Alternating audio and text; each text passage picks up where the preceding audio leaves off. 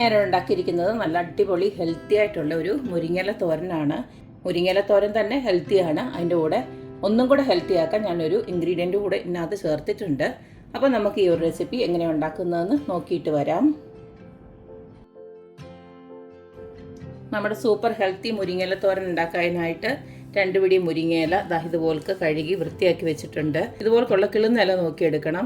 അല്ലെങ്കിൽ ചില ഇലയുണ്ടല്ലോ, നല്ല മൂത്ത ഇലയൊക്കെ ആണെങ്കിൽ ചിലപ്പം കുറച്ചൊരു കയ്പ്പ് വരാൻ സാധ്യതയുണ്ട്. ഇനി ഇതിലേക്ക് ഞാൻ ഇതുകൂടെ ചേർത്തിട്ടാണ് ഉണ്ടാക്കുന്നത്. നമ്മുടെ വൻപയർ വേവിച്ച് വെച്ചിരിക്കുകയാണ്. ഒത്തിരി അങ്ങ് കുഴഞ്ഞു പോരുത്. ഈ ഒരു പരുവത്തിൽ, എന്നാൽ വെന്തിട്ടും ഉണ്ട്, എന്നാൽ കുഴഞ്ഞു പോയിട്ടുമില്ല. ഈ ഒരു പരുവത്തിൽ വേവിച്ച് വെച്ചിരിക്കണം. പിന്നെ ഇതിലേക്ക് ഞാനൊരു വലിയ സവാള ഇതുപോലൊക്കെ അരിഞ്ഞു വെച്ചിട്ടുണ്ട്.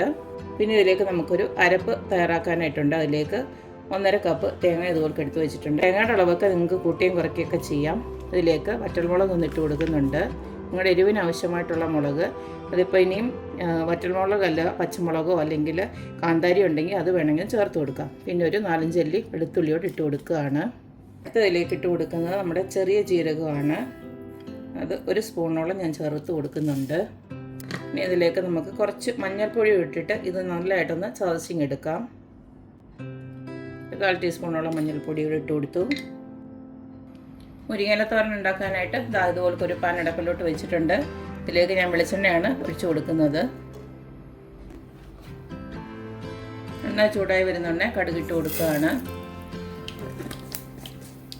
കടുക് പൊട്ടി വരുന്നുണ്ടേ നമുക്ക് ഉള്ളി അരിഞ്ഞ് വെച്ചിരിക്കുന്നത് അങ്ങോട്ട് ഇട്ട് കൊടുക്കാം.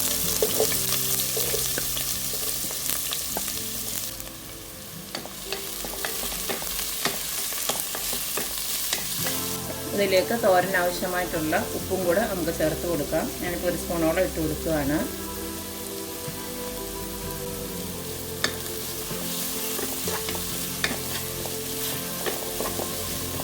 ഉള്ളി ഇതുപോലെ ഒന്ന് വഴണ്ട് വരുന്നോണ്ടേ നമുക്ക് കഴുകി വൃത്തിയാക്കി വെച്ചിരിക്കുന്ന മുരിങ്ങയില അങ്ങോട്ട് ഇട്ട് കൊടുക്കാം.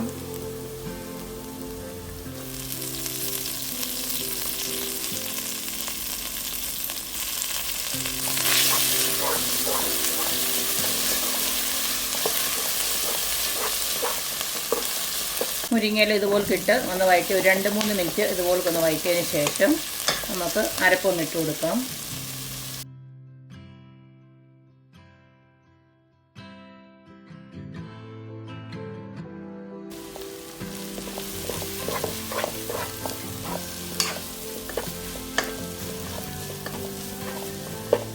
നമ്മളിട്ട് കൊടുത്തിരുന്ന അരപ്പൊക്കെ ഒന്ന് ചൂടായി ഒന്ന് വെന്ത് വരുമ്പോൾ നമുക്ക് ആ ഒരു വേവിച്ച് വെച്ചിരിക്കുന്ന പയറും കൂടെ ഇട്ട് കൊടുക്കാം.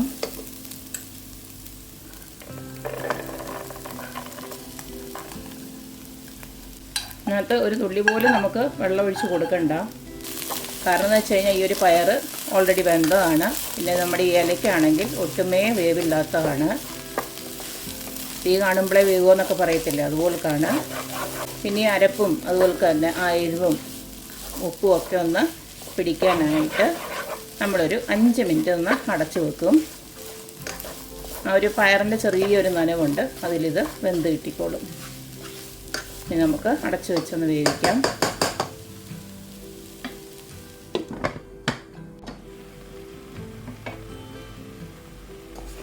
ഒരു 5 മിനിറ്റ് ഞാനിതുപോലെ അടച്ചു വെച്ചൊന്ന് വേവിച്ചെടുത്തു. വേവിക്കാൻ വേണ്ടി ഒന്നുമില്ല, എന്നാലും നമ്മളിട്ട് കൊടുത്ത അരപ്പൊക്കെ ഉണ്ടല്ലോ അതെല്ലാം കൂടെ ഇതിലൊന്ന് പിടിക്കാൻ വേണ്ടിയിട്ടൊന്ന് 5 മിനിറ്റ് അടച്ചു വെച്ച് വേവിച്ചതാണ്. അപ്പം ഒരു തുള്ളി പോലും വെള്ളമൊന്നും ഇല്ലാണ്ട് നല്ല പെർഫെക്റ്റ് ആയിട്ടുള്ളൊരു തോരൻ തന്നെ കിട്ടിയിട്ടുണ്ട്. മുരിങ്ങയില നമ്മൾ പല രീതിയിലും തോരൻ വെക്കാറുണ്ട്. മുട്ടയൊക്കെ ഇട്ട് ഞാൻ നേരത്തെ എൻ്റെ ചാനലിൽ അപ്ലോഡ് ചെയ്തിട്ടുണ്ട്. മാത്രമല്ല മുരിങ്ങയില വെച്ചിട്ട് ധാരാളം റെസിപ്പീസ് ഞാൻ എൻ്റെ ചാനലിലിട്ടിട്ടുണ്ട്. ഡയറ്റ് നോക്കുന്നവർക്കും അതുപോലെ തന്നെ കൊളസ്ട്രോളും അതുപോലെ തന്നെ ഷുഗറും ഒക്കെ ഉള്ളവർക്ക് നല്ലൊരു ഓപ്ഷനാണ് ഈ ഒരു മുരിങ്ങയില വെച്ചിട്ട് എന്ത് കഴിച്ചാലും വളരെ നല്ലതാണ്. അപ്പോൾ ഇങ്ങനെയൊക്കെ ഒന്ന് ആക്കി കഴിഞ്ഞാൽ നമുക്ക് ചോറിൻ്റെ ഒക്കെ കൂടെ ഇത് കുറച്ചേറെ കഴിച്ചു കഴിഞ്ഞാൽ ചോറിനെക്കാട്ടി കൂടുതൽ ഈ ഒരു തോരനൊക്കെ കഴിക്കാൻ ശ്രമിക്കണം. നല്ലൊരു ഹെൽത്തി കോമ്പിനേഷൻ ആവും. അപ്പോൾ എല്ലാവരും ഇതുപോലുള്ള ഹെൽത്തി ആയിട്ടുള്ള കാര്യങ്ങളൊക്കെ ഒന്ന് ഫോളോ ചെയ്യാൻ ശ്രമിക്കുക, ഹെൽത്തി ആയിട്ടിരിക്കുക. അപ്പോൾ എപ്പോഴും പറയുന്നത് തന്നെ എൻ്റെ റെസിപ്പീസ് ഇഷ്ടമുള്ള എല്ലാവരും please like, share and subscribe. അപ്പോൾ ഇനി ഒരു അടിപൊളി വീഡിയോ ആയിട്ട് വരുന്നവരേക്കും ബൈ.